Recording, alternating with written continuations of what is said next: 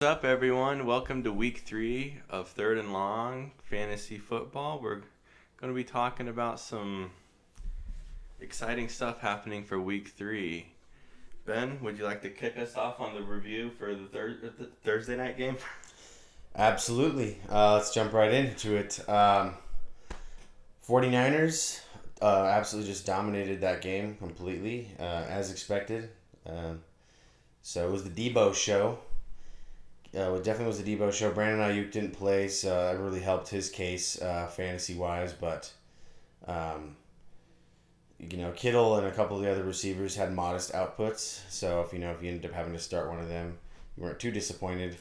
And McCaffrey, another 100 plus scrimmage yards, just doing his thing as expected.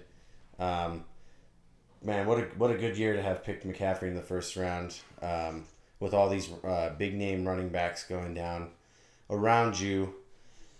You're having your fingers crossed every week, so definitely exciting for CMC fantasy owners. Pat yourself on the back. And Brock Purdy just stayed competent. He just kept doing his thing, eliminating mental errors and just playing good football and doing what Kyle Shanahan is expecting of him. So the 49ers they're just cooking. They're firing on all cylinders, and we'll see. They have some tough opponents coming up here in the near future, but I mean, this looks like a team that's so far put up 30 points every week. They're looking like a team that's going to be in it when it comes to January. So, Kyle, let's go ahead and let's jump into the injury portion of today's segment. All right, so it looks like we got Joe Burrow, who is dealing with a calf injury here. They elevated A.J. McCarron from the practice squad, and in case Burrow isn't able to go, he hasn't really been practicing at all this week, so it's kind of an interesting situation to keep up on. I think Burrow's going to play this game, in my honest opinion, but they're saying wait and see, so we'll wait and see on that. Do you got an injury for us, Ben? Yeah, first one I want to talk about is Anthony Richardson owners. Are going to keep him out this week. He's still in concussion protocol, so which is it's unfortunate if you're a Richardson fantasy owner. You've seen him flash his potential in these first two games, but he's playing hero ball.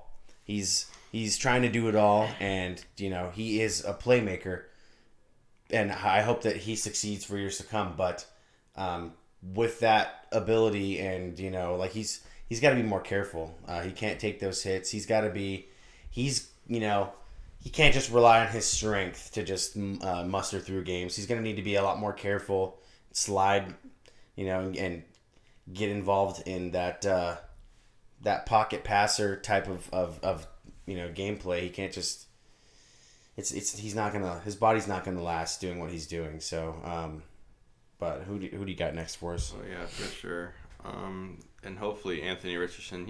I hope he's gonna learn. He's a young player, so I'm sure the more games he plays, he'll kind of take the hit that the hits are definitely different than college hits. So, anyways, my next injury is Bryce Young. He is not going to play this game. Dalton could be serviceable though. Andy Dalton, he's a vet. I think he can, fit in perfectly in this offense and what is surrounded with him. So, I think Bryce Young definitely needs to take a game off to recover from the injury he's dealing with. Let Andy Dalton come out here and do his thing, and I think the Panthers, they'll actually be competitive in this game. So I got that for Bryce Young. What other injuries do we got? Yeah, if you're for some reason in that situation, which I don't think anyone should be, maybe like a insane 14 team like two quarterback league, maybe you need to start Andy Dalton. The Seattle passing defense has been absolutely atrocious, especially with injuries like Tariq Woolen and a couple of those other guys in the secondary banged up. So it could be a serviceable start, depending on how things go over there in Seattle. Next person I want to talk about is Odell Beckham has been ruled out for week 3 with that ankle injury that he acquired last week. I mean, hopefully you took Beckham as a flyer in the late rounds, hoping that he's going to play a full season and there's going to be a connection with him and Lamar Jackson. So if you gambled on him as like even your third receiver, I feel like that was definitely too early. But I mean, this is kind of what's expected of him at this point. He has not been durable since his New York Giants days, and it's just sad to see. I mean, he was definitely he's an exciting player to watch when he's out there on the field doing his thing. But the Baltimore passing attack is gonna it's really gonna run through Zay Flowers and Mark Andrews at this point is what it's starting to look like. So Zay Flowers and Mark Andrews fantasy owners going into this week against the Colts. Those are definitely send on those guys. All right, I agree with that for sure. My last injury that I'd like to talk about here is Aaron Jones. They're labeling him as a true game time decision against these Saints. If he's not able to go, expect A.J. Dillon to step up here. And if you're a little shaky in the running back department for fantasy, you might want to look at starting him. It just all depends on who you got, though. So keep an eye on that situation with Aaron Jones. The Packers are playing a pretty tough Saints defense, so even then, I hope you have an option out there that's a little bit better than A.J. Dillon, but if not, if you have no one else to go for, maybe he's your best bet. So that's what I got for my third injury, Ben. Should we move on? Last person I want to talk about real quick is Amari Cooper is going to play this week. He's working through kind of a multitude of little nagging injuries. And he went into last week with that designation, with that tag, and still saw, a dominant share of first read looks, saw a dominant share of the passing attack over there in Cleveland. And now with them having to kind of scale back, maybe be a little bit less of a run-first approach now with Nick Chubb not going to be there. Re-signed Kareem Hunt, and we'll see him and Jerome Ford will probably look to split time. Against this Titans defense he's going to be playing against a couple of corners that are allowing like an average of like 120 passer rating so far this year. So definitely Amari Cooper is full send for you guys if you have him. I mean, it should be a no-brainer at this point. But let's jump right into the game of the week segment. And I got this week, and this one's kind of a pretty obvious one, Minnesota, LA. I mean, what can you say? Both of these teams are extremely similar in just how they're structured. High-octane passing attack. The running game for LA is a little bit better when Eckler's obviously on the field. But right now, with the lack of Eckler, he's going to miss this week again. They're pretty much almost a similar team. This is going to be an air-it-out type of game right here. You have just absolutely dominant receivers on both sides of the ball. So Cousins is coming into this week tied for the league lead in touchdowns, was 6, I believe, and the Chargers are giving them away. They've given them away this year so far, but so have the Vikings on the flip side. So there is a ton of guys you could start in this game fantasy wise, and I don't know if anyone got a chance to watch that Brandon Staley press conference after last week's loss, but definitely check it out. It was pretty intense. He got pretty intense there with the reporters, which is good to see. Honestly, I think it's good. It's refreshing to see, even when it's a negative kind of intensity. You just hope that's the kind of that's the kind of feelings that these coaches, that these guys have for the game, and obviously, the Chargers are a much better team than their record reflects, so I can feel the frustration there. But I'm going to, anyways, we'll just wrap it up here. Predicting 33 Minnesota, 28 LA. Cal, take it away. All right, so for my game of the week, I got Philadelphia at Tampa Bay here, and I think this is going to be a close matchup. And so surprisingly enough, that Tampa Bay is 2-0, but I think their defense has a big part in that happening. What we got here is a sneaky defense from Tampa Bay. They're going to stop the run. They've been stopping the run pretty well so far. They've only allowed 108 rushing yards through 2 games. And this is going up against a team that has a great rushing attack. We had DeAndre Swift, who had like 170, 180 yards on the ground against the Vikings. And this whole Philadelphia team is just built on high octane offense, and it's going to be interesting to see if Tampa Bay can shut them down. Their defense is off to a good start, but this is a real test for them. You know, there's just a lot of weapons that they have at their disposal on their offense. You know, from Devonta Smith to AJ Brown.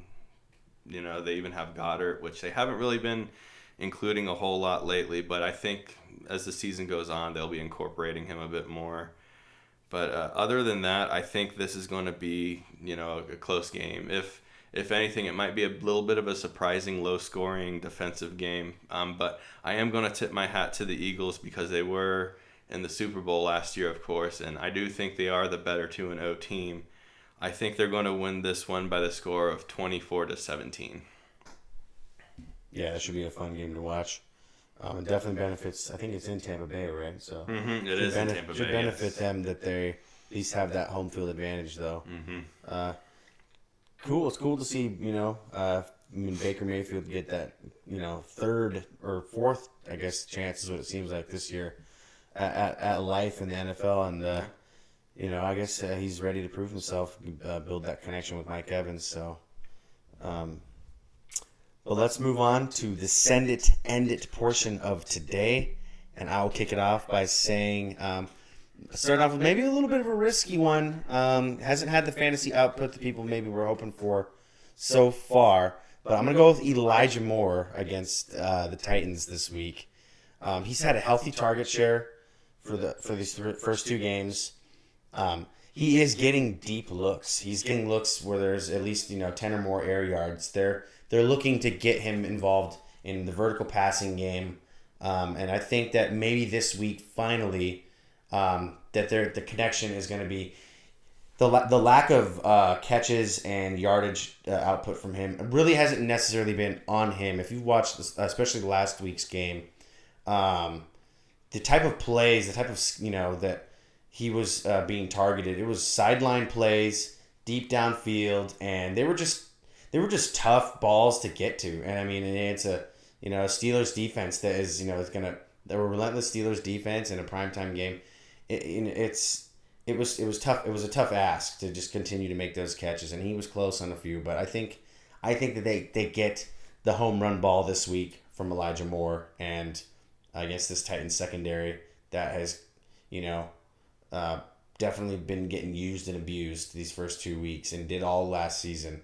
I think that they make it happen in the passing attack. Kyle, who do you got for your... All right, so for my first send it, I got Tony Pollard.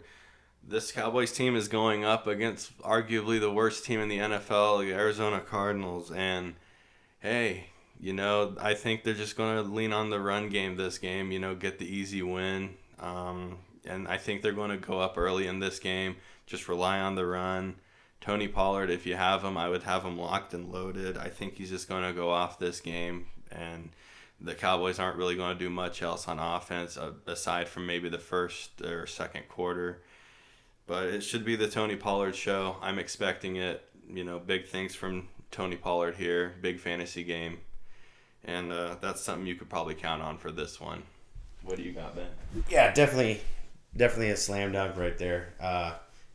Especially since Pollard's a two-way player. He'll beat you. He'll beat you on a bubble screen, or he'll beat you out in the flat too. Mm-hmm. But yeah, my next one I got is Javonte Williams over Denver, Miami. He has seen he's had a dominant share of the rushing touches in the backfield so far, and he hasn't done a whole lot with it yet. And I think the game script has been a part of the reason that he's maybe been scripted out. He hasn't had a ton of receiving output, but against this Miami defense that's been it's kind of right now in the bottom of the barrel for giving up decent sized rushing plays. They're averaging giving up 160 rush yards a game. So I think that this might be the week where you see him push near 100 yards on the at least in total yardage, and hopefully he can squeak one in the end zone here. The only thing I'd be worried about is him getting games scripted out, possibly with if Miami just goes up big. But we'll see. We'll see how that goes. I think that there's at least going to be a decent fight in the beginning of that game from Denver. So looking to get their first win. Looking at 2 tough losses to start off the year. I know the expectations definitely are still pretty high for them with, is Sean Payton able to turn Russell Wilson back into that, the guy who's on track to slide right into the Hall of Fame. So we'll see. We'll see. That's I want to say that's his Hall of Fame status is almost somewhat coming into question here, depending on how the rest of his career pans out. So, but that's a discussion for another time. Kyle, take us right into the End It segment here, and what do you got, bub? Oh, for the End It's? Yeah. All right, so my first End It right here, I got Joe Mixon. And it's not only because Joe Burrow is questionable for this game, but Joe Mixon, this Bengals offense, they just haven't really been clicking yet, especially going up against a team like the Rams who like to air it out. This is going to be a game that is going to be won through the air, and I doubt they're going to try to rely on Joe Mixon in any shape or form this game. Like I said, this Rams offense is starting out hot. Even without Cooper Kupp, they're doing great. And this Bengals team, if they can get it together, it remains to be seen. If Joe Burrow's going to play, who knows? If he doesn't, that's going to pretty much spell disaster for this whole offense. This offense needs Joe Burrow to even have a chance in this game. But I'm definitely going to end it on Joe Mixon here regardless if Burrow plays or not, as I said, because, it's just going to look like a passing game. Matthew Stafford is playing well. And, that's just my End It. Joe Mixon ending up on the End It segment back-to-back weeks. Not a good sign for him, huh? But we're not giving him a lot of love, apparently. My first one I'm going to go with is also running back, Khalil Herbert. A lot of news flying out this last couple days just regarding the Bears and Justin Fields and just their organization as a whole. It seems like they're set up to implode here. At coming into the season with such high expectations, but the questions were still out there. Can Justin Fields throw the ball? Can he beat people in the air? They added DJ Moore. We know what all the questions were. We know what all the hypotheticals were. But with the defensive coordinator resigning, there's apparently some other legal stuff going on with him. Take a look into that if you haven't already. But and then Justin Fields in the press conference talking about how coaching might be one of the issues, that he's not, and if you watched the game last week against, was it Tampa Bay last week they played? It was Tampa Bay.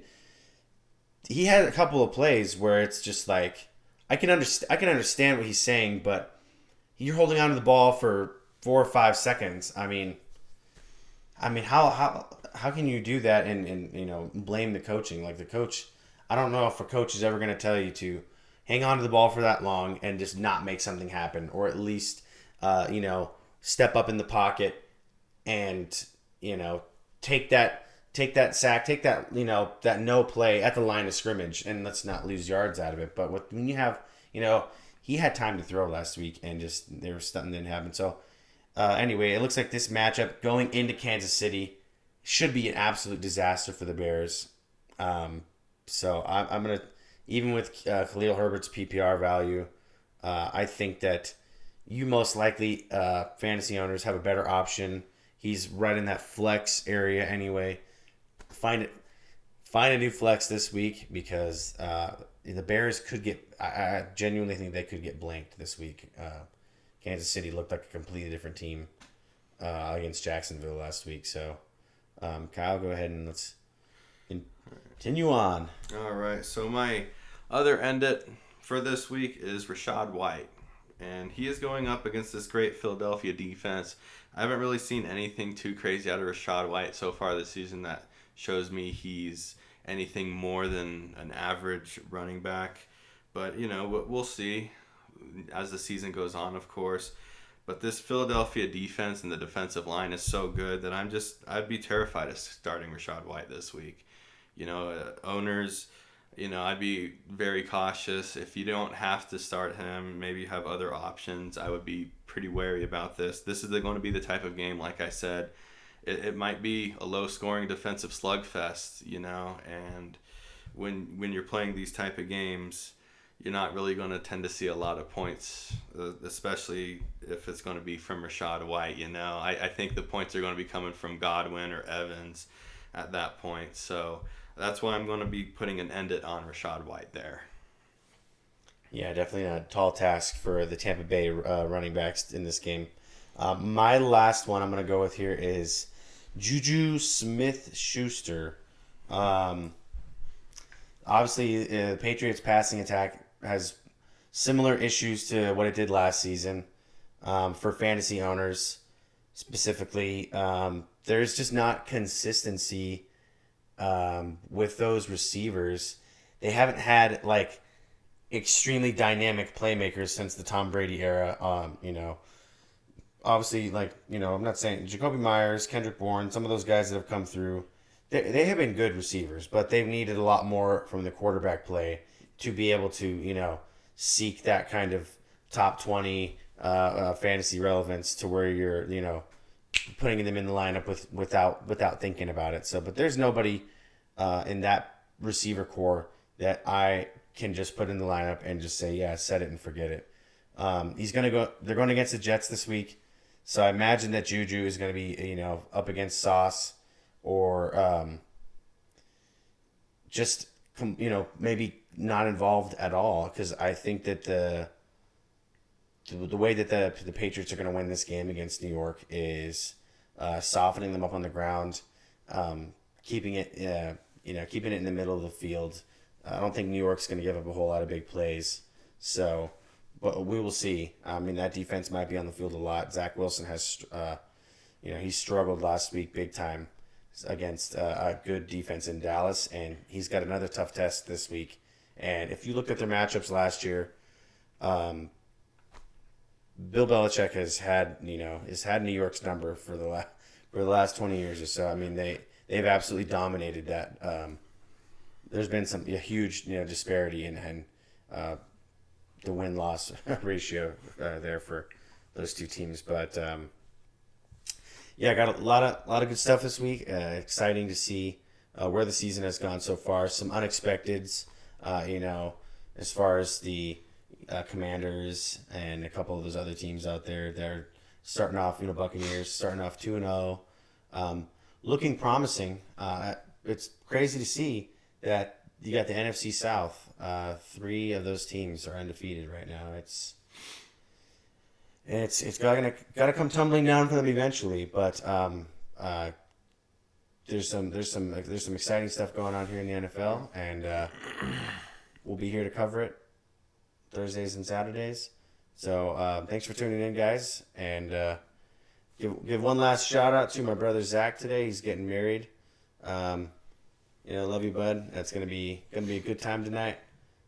He's second place in the league. He's undefeated right now, so tip his hat to him right there. Drafted a good team. You got anything else, Kyle? Oh, I think you summed it up perfectly. I mean, congratulations to Zach and Jess, for a happy wedding. Yeah, it should be a good time tonight. But we'll see you guys on Thursday for the Thursday night preview. Good luck in your matchups this week. Woo!